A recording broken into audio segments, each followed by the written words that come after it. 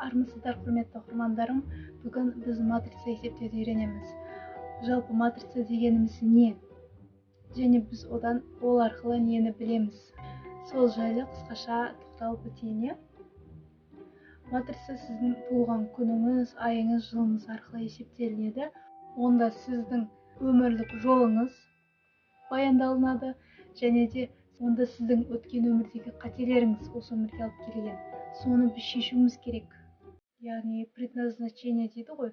Соның барлығы осы мынау матрицадан байқап біле аласыздар. Сонымен қатар өзіңіз білмейтін мүмкін бір қырларыңыз бар шығар, әлде бір өнеріңіз бар шығар. Соның барлығын ашып беріп көмектесетін ол матрица болып саналады. Сондықтан осы эфирді міндетті түрде соңына дейін қараңыздар. Бұл ешқандай да сценарийсіз, ешқандай да дайындықсыз түсірілген эфир. Сондықтан нақты ойымда не бар, нені үйрендім, сіздерге соның барлығын көрсетемін. Алғашқы консультация беріп, нумерология қызығып жүрген қыздарым бар.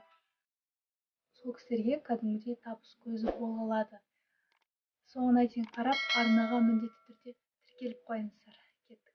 Айтпақшы, матрица арқылы сонымен қатар сіздердің болашақ жарларыңыздың мінезі қандай кісі ол? Сол жайлы да айтылады, және де сіздің сәттілігіңіз жайлы да естуге болады. Қазір барлығын өздеріңіз көресіздер.